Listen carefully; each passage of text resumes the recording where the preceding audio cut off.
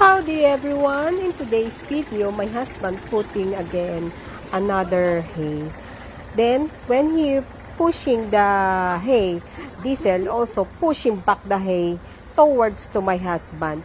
So, they are not coordinating. So, my husband said to Diesel to help him to turn over the hay. But still, Diesel standing in another side.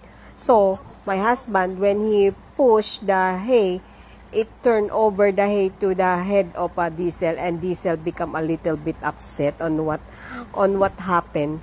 Then, and that is the goodness only of Diesel. Even he is upset, he never turned against to my husband. That is the good characteristic of Diesel. Thank you for watching, guys. We'll see you next in our video. God bless you.